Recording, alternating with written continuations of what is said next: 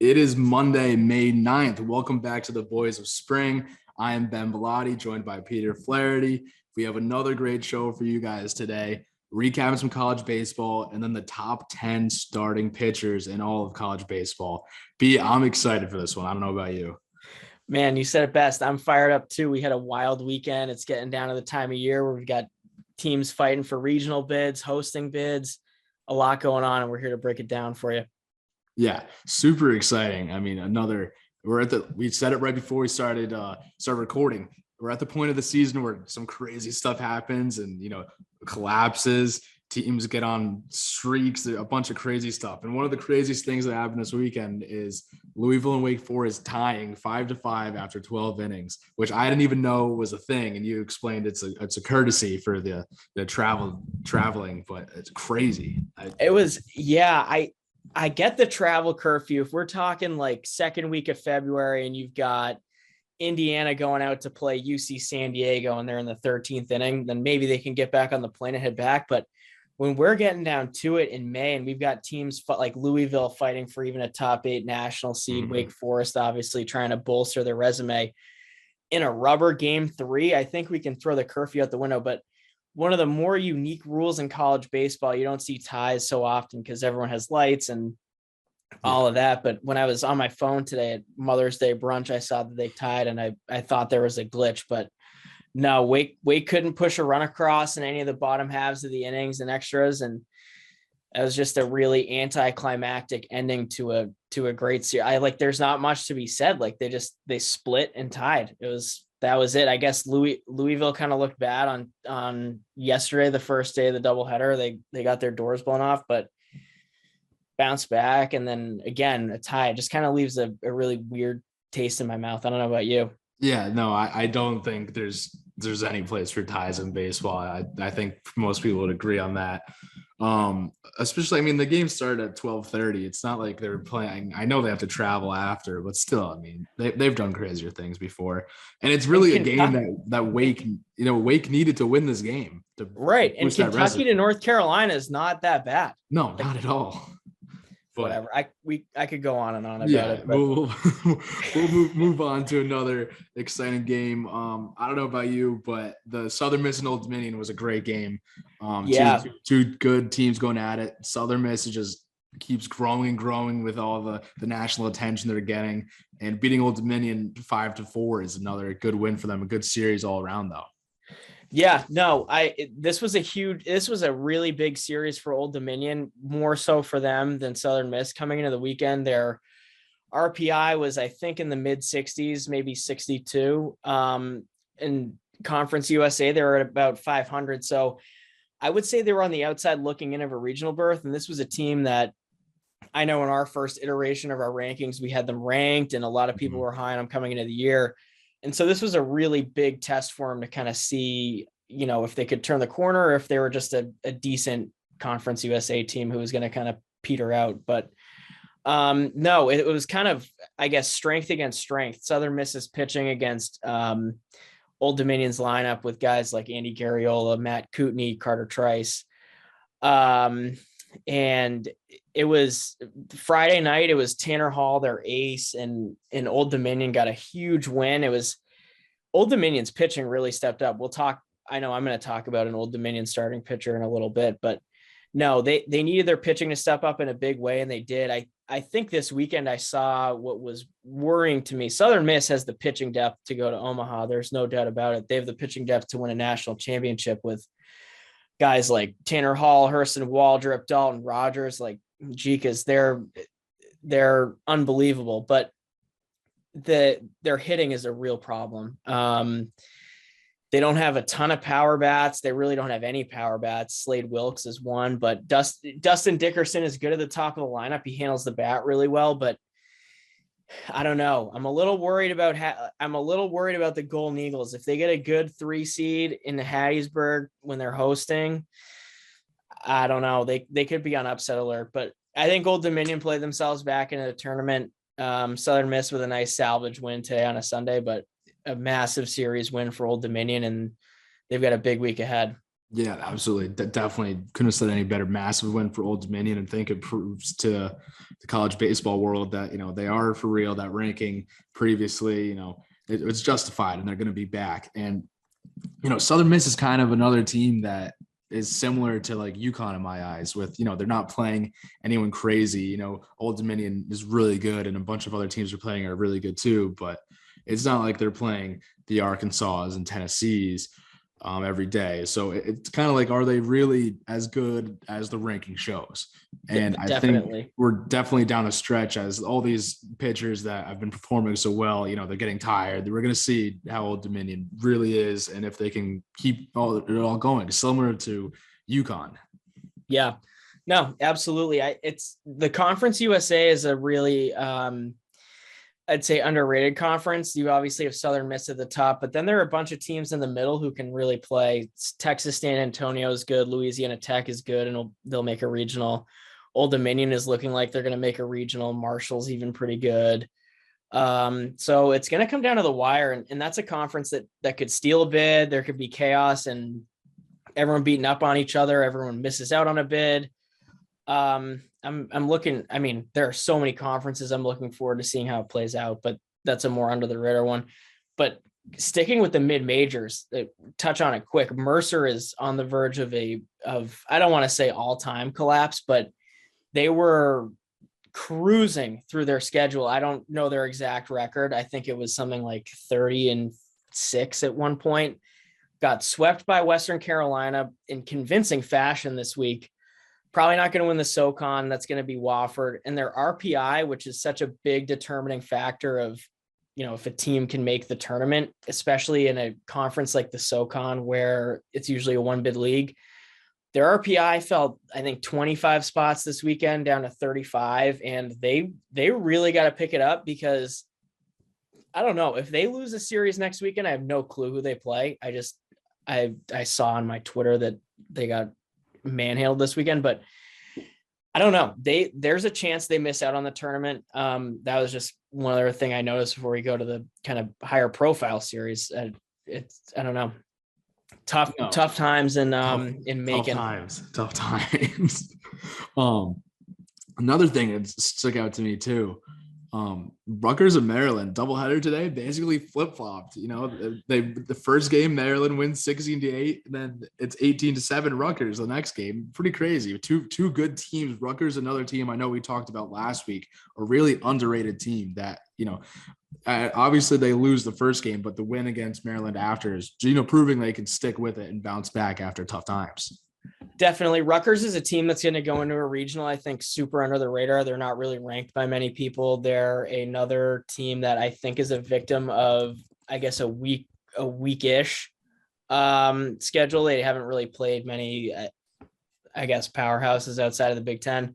And the Big Ten is a tough conference to really get like a strong RPI, like a Tennessee, who's number one, or any SEC team that's going to have a boost in the RPI. But no, Rutgers is going to fly in underrated, and they have a veteran group across the board. There aren't really any, I guess, freshmen that I'm too familiar with who are killing it. It's all, Chris Brito in the lineup is their guy. Ryan Lasco is a sophomore. Nick Samillo. Nick Samillo, obviously. Yeah, shout out Ocean State Waves.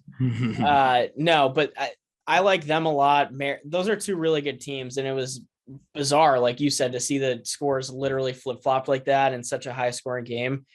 And with the Big Ten, with all the weather going on this weekend, the Big Ten series this weekend were wild. It was, I think, tons of teams are doing a doubleheader today. Yeah. And finishing the series tomorrow. So there's an underrated rubber. Well, if you're listening to this, the game will probably already have been played, but as of the reporting on Sunday night, there are still Big Ten rubber matches to be played tomorrow, like Rutgers and Maryland. So whoever comes out on top in this series, that's a big series win. And I think they cement themselves at the top of the league. Yeah, definitely. I'm excited to see what Rutgers does from here on out, and definitely when the tournament time comes, excited for them, because like you said, they're very underrated and a lot of people aren't talking about them that much. So it's going to be great for them. Yeah. Let's move on to some of the maybe higher profile team series.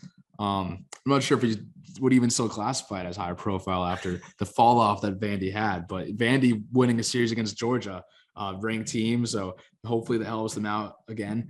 But winning 4-0 today, and that coming in with a series tied, so a little bounce back for them maybe. We'll see how it goes the next coming week and what they can do and help their resume maybe get back into a top 25. Yeah, that was a big one for sure. Anytime you can go on the road in the SEC and win, it's massive. There really is not a team that's a cakewalk to go into.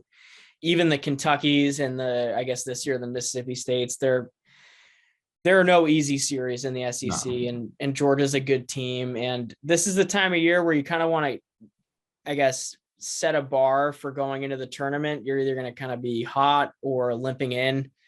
And if this was the, I guess, turning point for Vanderbilt's season, I think we'll really find out how they do this weekend against Arkansas. But if they can get hot there, and between the talent they have on their roster and Coach Corbin, it's not a hot take to say that they're a team that could very well end up back in Omaha. I think you could say that about them every year. So no, that's a huge win, and they needed that really badly. Yeah, definitely. Especially, you need that confidence going in with the end of their season. They got Arkansas for 3, Middle Tennessee, who's not a terrible team, but then they end their season with LSU. So a tough stretch for Vanderbilt, but also really important stretch for them as they can prove that, they can turn the whole thing around and get back to the way they were playing in the beginning of the season, big time, before even SEC play started. But keep it on track with Arkansas. Big series win against Auburn for them. Huge. Auburn was on the up and up, really good team. I know we talked about them a little bit last week too. And then, as we mentioned before, going up against Vanderbilt, they're going to need to keep the momentum going and suppress Vanderbilt just to help them with the regional.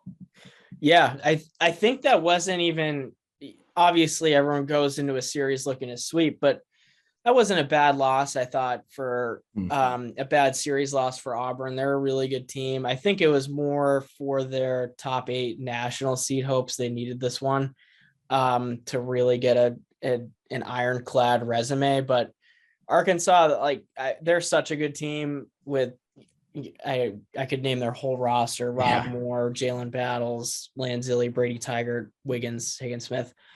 That's a really good team. And Dave Van Horn, like Tim Corbin, is going to have them right for the postseason. So I think that just showed that they can go away from Baum Walker and win. I think they've only played 9 or 10 games, like true road games this year, something crazy. Right. But to go on the road in a hostile environment like that and prove they can beat, in my mind, a top 12 team in the country, that was big for them.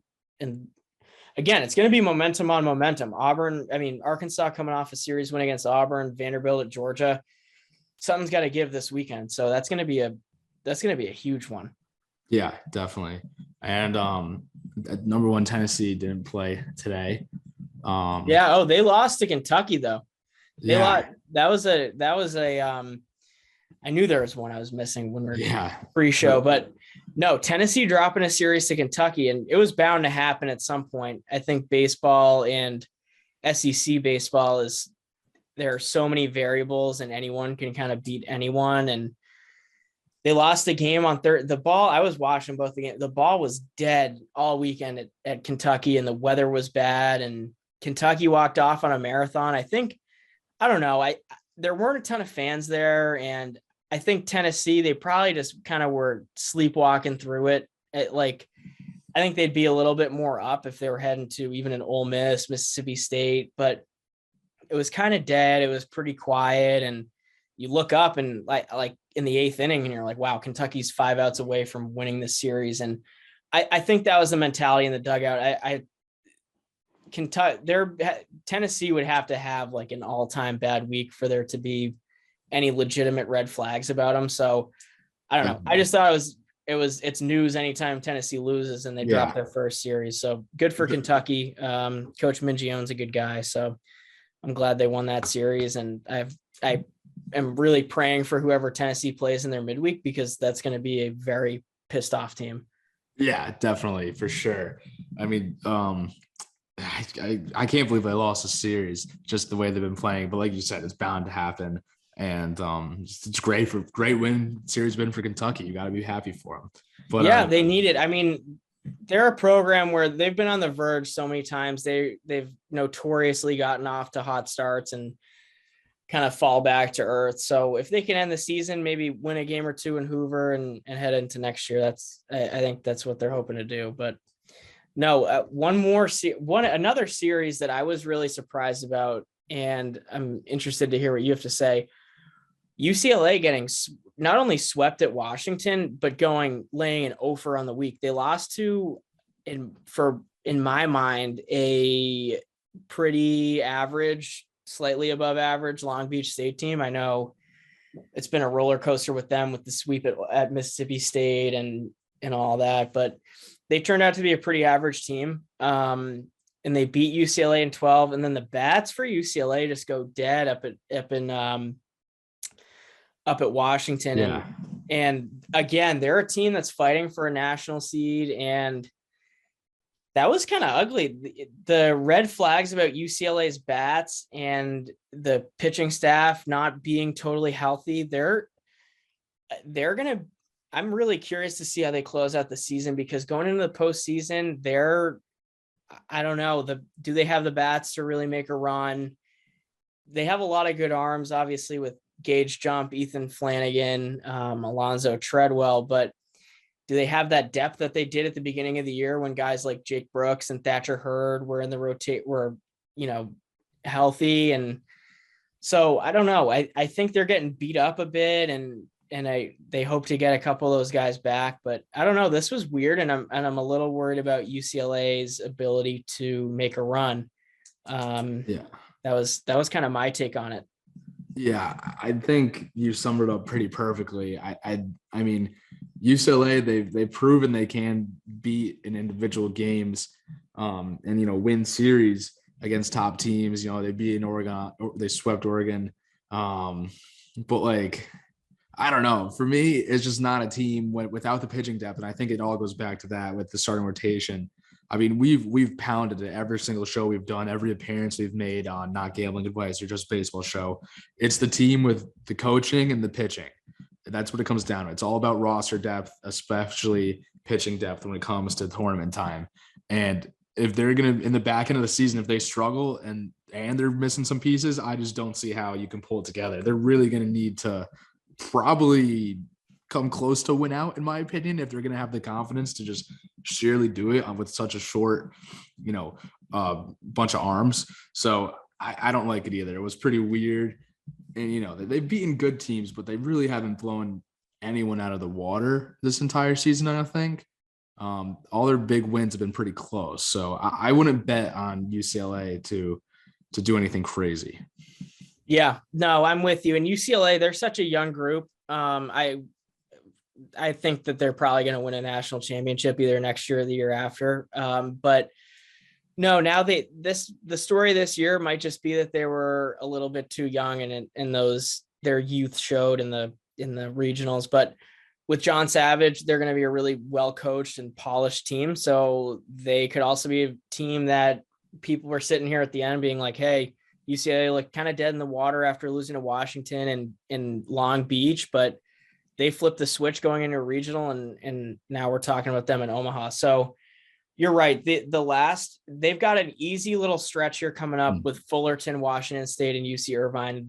That has to be at least a 4-1, I think, in my mind. Those are, yeah, especially for the confidence to get back up there too.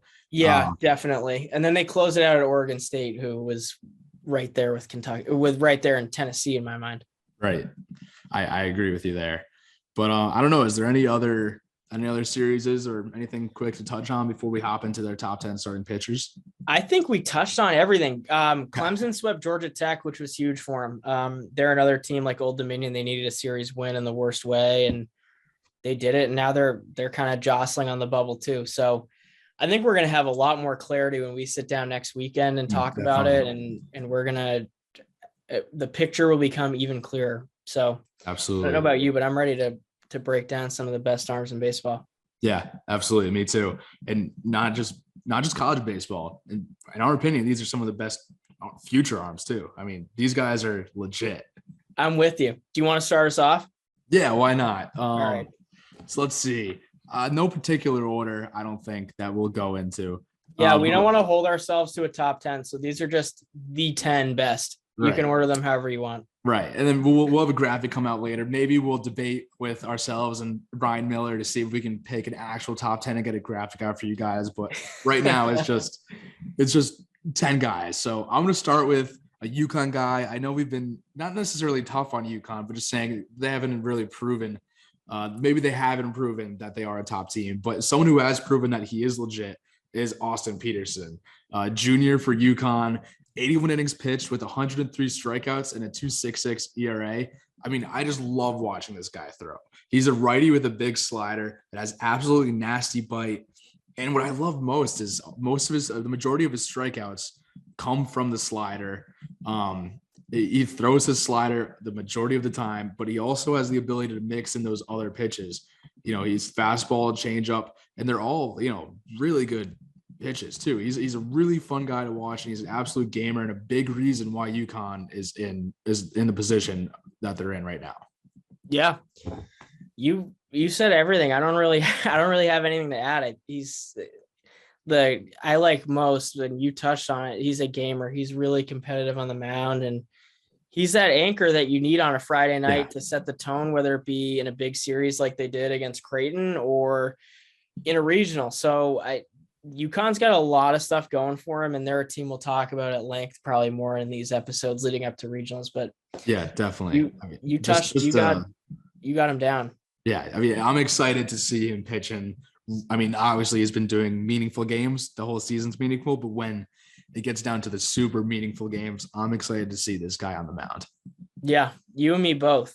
So my number one guy, well, I guess, number one guy, Cooper Jerky at Oregon State. I think that's the coldest take of all time, but he's in my mind, he's the best pitcher in college baseball right now. He's absolutely electric from the left side.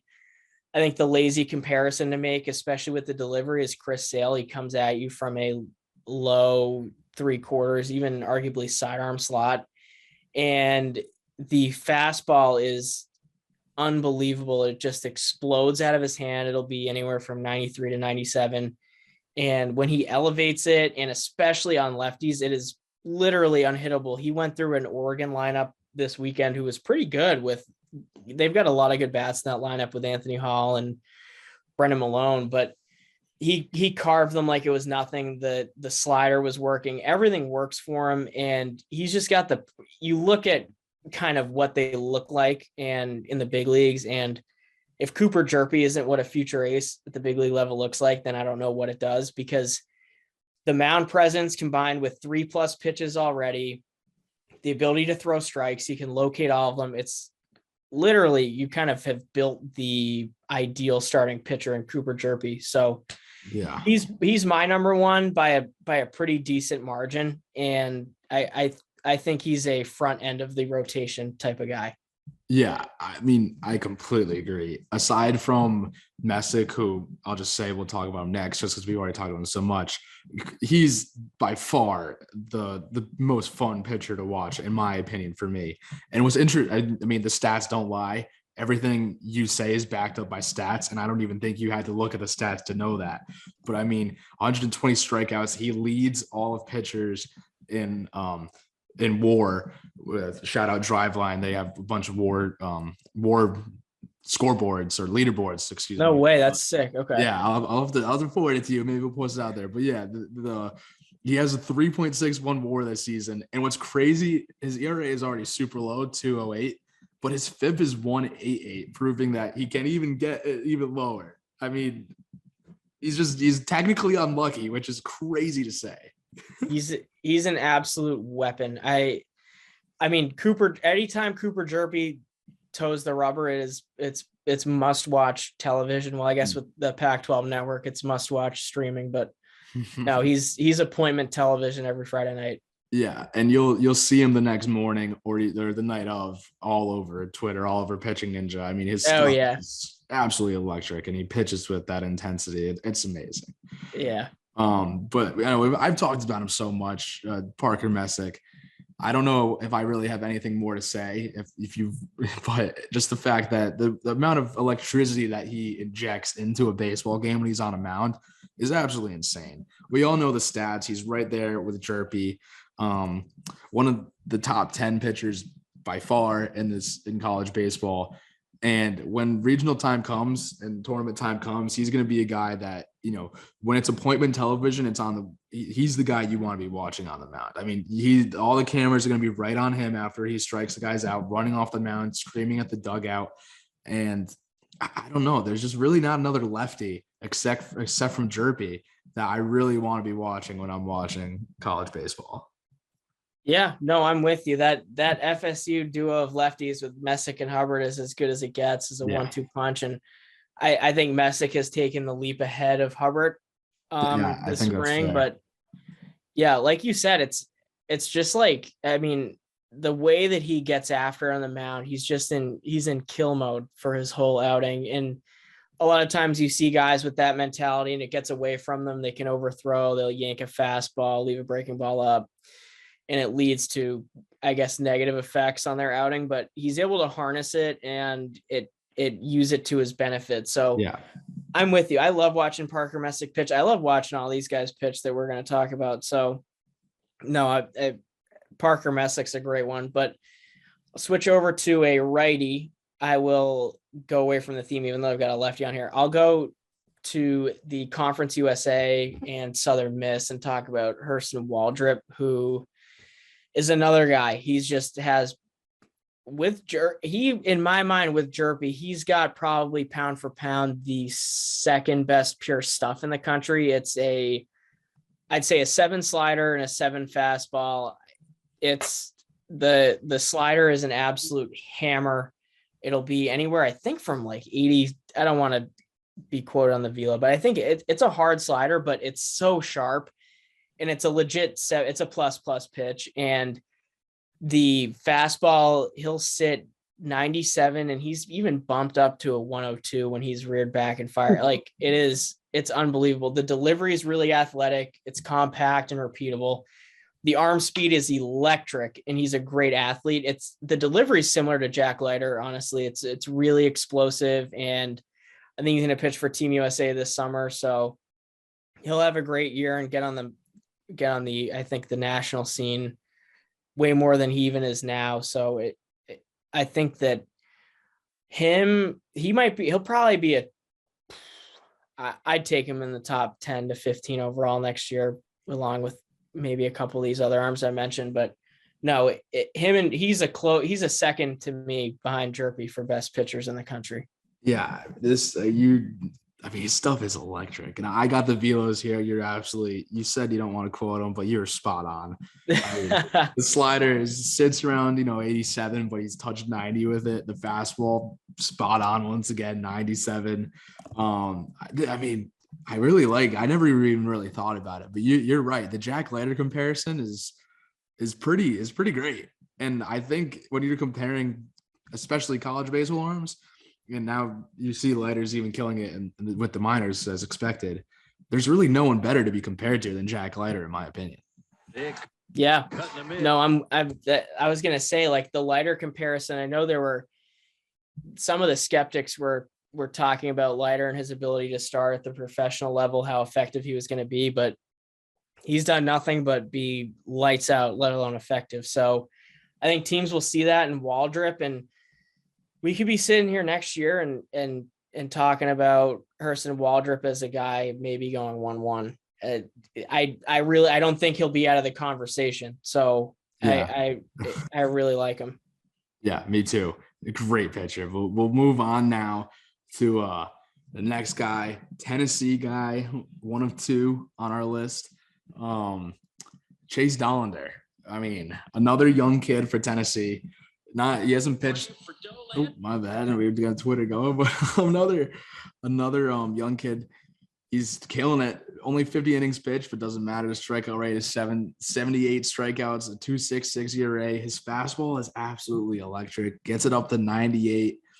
And another guy that he throws his slider more than his changeup, not as much as his fastball. Fastball by far is the most pitch, but his slider's lethal. I mean, his slider's really good. His changeup's lethal, but he doesn't throw it. When he grows and learns how to throw his changeup more, he's going to be by far one of the best pitchers in college, which we're already seeing now. And then it's just such a crucial part for Tennessee when you get these young guys. Chase Dollander and Chase Burns, freshman and sophomore and freshman, two young guys leading the pack for you. It's exactly what you need when you get guys that go down with injuries. They just come here. These guys step up and just absolutely destroy.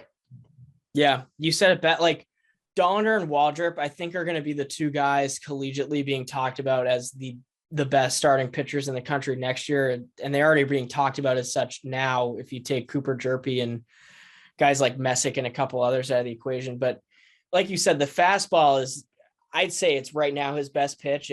It's effortless too. Yeah. It's effortless velo, 95 to 98. He's a really good athlete and he's got a little bit of projection left. And Tennessee's pitching staff as a whole is just ridiculous. We could have thrown probably 4 Tennessee pitchers on this list with, Burns, Drew Beam, and Blade Tidwell, but no, Dollander he's fantastic, and you touched on it so well. So I'm excited to watch him pitch, and no doubt he'll keep shoving. I know he got hit with a comebacker on the elbow, so they're kind of working him back into that role where he can go 6, 7, 8 innings. So no, he's a stud for sure. The next arm that I'll get into here is I'll stick with the mid-major, and I'll stick with down south and talk about Thomas Harrington out of Campbell. Last year he had an awesome season as a freshman. He's a draft eligible sophomore. I think he was Big South Freshman of the Year. He might have been. Yeah, he was. And this year he's done nothing but, again, be absolutely lights out. I think he's got a 1.2 ERA. With so many of these guys, their stuff is really good, but they're actually pitchers. They're not just getting up there and throwing. Like, you look at the K walk of so many of these guys, they know their stuff. They know how to pitch with all of their pitches. Waldrop can pitch with his slider. Jerpy, obviously, with his slider. Messick, like there's a degree of pitchability with all these guys, which I think is so important when looking at how they're going to do at the next level. Like, yes, it's awesome to be able to throw 102 to 104, but if you really can't dot it up, there's really no use for it, because big league guys can put wood on a bullet. So with Harrington, his ability to really spot like 93 to 95 and put it like where he wants is so huge. And right now he's a little bit of a 2-pitch guy with a fastball and an off-speed offering. But another guy who's a really good athlete on the mound. There's a ton of projection left. Like you're saying, like one of my cliches in scouting is you're getting good clay here to mold. And I think that given the lack of, I guess, health among the other draft eligible college pitchers, because it really was a good class until everyone seemingly went down. But he's a guy who I think has pitched his way into day one consideration and will probably be a first-round pick. Yeah, I think so. And I think what you said most is that resonate with me is that, these guys do know how to pitch, and he's another guy that knows how to pitch. You look at all the stats, all these guys have a walk rate that's less than 5%. I mean, they're limiting walks, they're pitching with control, and especially guys like Harrington, Messick, Jerpy, who don't, they throw hard, but they're not like, they're not the Ben Joyces or anyone on Tennessee really that's throwing up to 96, 97, or even up to 100. They're getting it done with, low 90s, mid 90s just be able to spot it and play with your off speed and really know how to pitch. And I think Harrington is one of the best examples of a guy that does that. Yeah. Absolutely. And I like your cliche too. You're getting good clay to mold. Clay. Yeah. You can take that one with you. Yeah. And, someone who's really, really good clay to mold is the other Tennessee kid we're going to talk about, Chase Burns, another electric factory on the mound.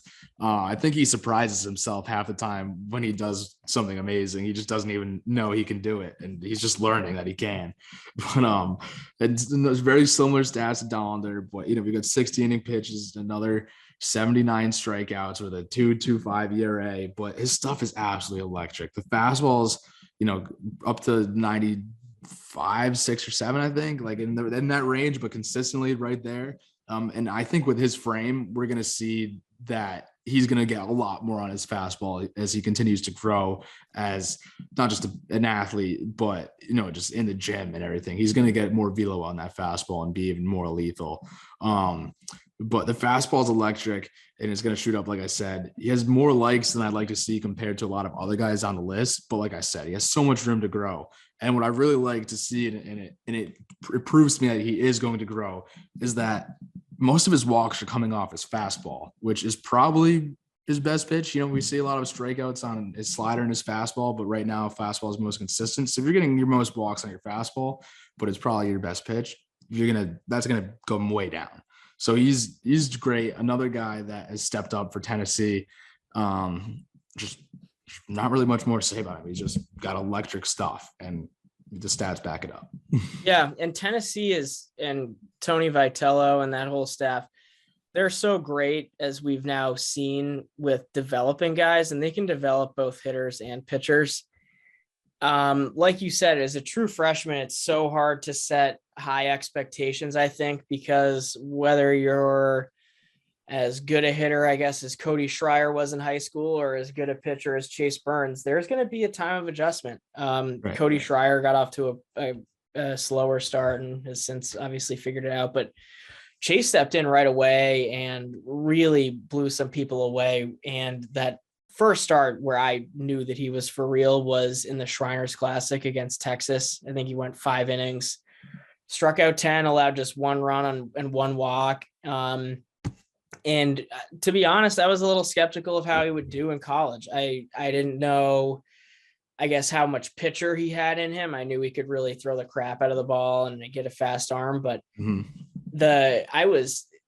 his breaking ball is really impressive. That curveball, it's got big shape. It's got really sharp downward break to it. I mean, watching this kid pitch, you'd never think that he was a freshman. There aren't really many bad misses. Like you said, like a lot of these walks are not due to, I'd say, there have been a couple outings at Missouri. He wasn't super sharp, but I mean, you're not going to go 7 innings with 12 Ks every single time out there. This is a kid who in 2 years, I can only imagine what he's going to look like. And what's even crazier is with a 2.25 ERA and the numbers that he's got, I don't even think we're close to what the best he has to offer. Yeah, I completely agree. And when I say a lot of walks, like he has 17, like it's more than the other top guys, but it's nothing crazy. He's still really good. And, the slider / cutter, I don't really know exactly what he calls it or what he does, but super consistent pitch. You can get more movement on it when he needs it. Other times it's just a little bit movement, almost like the reverse 2-seam classic cutter, but he's just really impressive.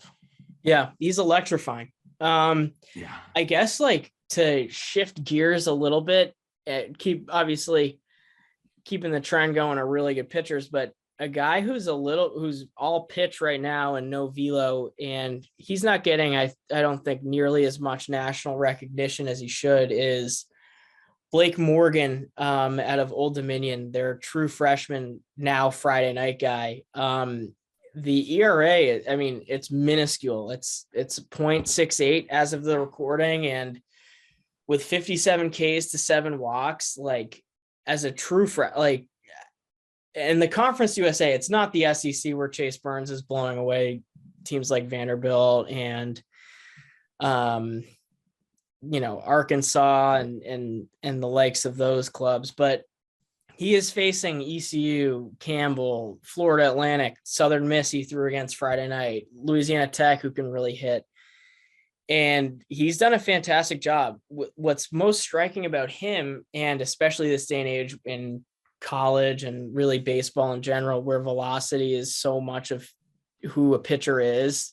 It seems he's been 86 to 90 with his fastball. But what his out pitch is and his best pitch is a changeup that, in talking to a couple of the hitters on the Old Dominion team, it literally just collapses off of a table. It's a Bugs Bunny changeup. And they say that he's probably like 160 pounds soaking wet. So there's going to be a huge velo jump in there somewhere. I don't think we're going to be talking about a guy who's 94 to 97 per se, like a Jerpy from the left side. I think there is some more pitchability traits in this one, but even if he can get to 91 to 94 and still really be able to pitch with that changeup, like this is and develop, I'd say even a serviceable third pitch, a breaking ball to add to his arsenal. He's going to be a sleeper guy who, like, I think in his draft year, like he could come on to the radar similar like Thomas Harrington did. It's a little different with Harrington, with him being a draft eligible sophomore, but kind of that trend of a mid-major pitcher making serious noise. Blake Morgan is, I mean, talk about setting the tone. He's done just that as a true freshman. I think he's going to stay at Old Dominion this summer and get stronger and add, I don't know, 10 to 20 pounds and hopefully a few ticks of velo. So the future is really bright for him. And I know he's very off the beaten path and no one has really seen him throw. So, but I'd be remiss if I didn't include him in there. Yeah, no, I'm really glad you did too, because I think he's a player that most people will not know about it if you're just a casual college baseball fan. And he's a great arm. And I think the room he has to grow and already what he's shown now, it's clear that he deserves to be one of the most recognized guys in all of college baseball for what he's done. And I guess we'll switch gears now to a pitcher that the whole podcast loves, Rhett Louder.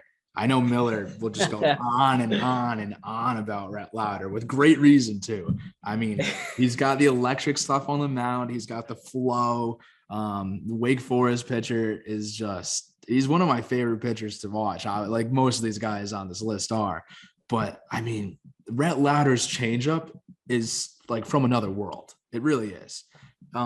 When you see him, you're like, all right, his fastball is pretty. He's got great velo. There's no way no one in college has a really good developed changeup, but he does. And it looks like the crazy thing for him is his changeup looks like it's effortless gas. It's 88 consistently, but out of his hand, it looks like a bowling ball. So that only makes you think, if you're a hitter, like, what is his fastball going to look like? And that thing is just strong too. I love his windup. It's really like herky jerky, but very consistent and repeatable. And the fastball, every single pitch he throws has movement on it. It's really incredible. Rhett Louder is a guy that is just going to keep getting better and better. And I think he'll progress as he gets drafted and goes into the minor leagues. Yeah. I mean, you said it. He's just got it all going on for him. When you watch him take the mound, you see the long hair. Mm-hmm. It's clear he's confident. He's not going to let anybody beat him. And he goes out and just does it week in and week out. And this is while pitching at the Couch, which for the listeners, Wake Forest is notorious for their ballpark being extremely hitter friendly, whether it be the wind that consistently blows out or the dimensions, which are really, quite frankly, pretty small. It's a hard ballpark to pitch in. And so with Rhett Louder, I can only imagine how he'd be doing in the Pac-12, but stuff wise, Ben, you touched on everything. The changeup is similar to Morgan. It's his calling card. It's an elite pitch, and he gets a ton of swing and miss with that and his fastball. He's another guy who, I mean, just sitting here and talking about so many of these names, and there are a ton of names here that we could have easily thrown on. They're for as, I guess, unhealthy, because I don't want to call it bad, as unhealthy as this college class is for pitchers, next year's class is just going to be bonkers. Talking about some of the names on here, Louder, Waldrip. Yeah. It's going to be a really impressive group. So I guess to take us home here, I'll mention another guy who probably doesn't get the attention that he deserves because of where he plays, but Gabe Hughes at Gonzaga, their Friday night guy, another Team USA guy who is another trend that I've just picked up on. But when we're talking about all these guys who can pitch, and Hughes is no different with 108 with 108 Ks to just 25 walks. All these guys pitch with really, really good productive emotion. Like Hughes on the mound is very emotional. He'll let you know when he rips off a good off-speed pitch and you get a bad swing off. But all these guys pitch with swagger. Like, confidence is so key in baseball. There's a difference between being cocky and confident.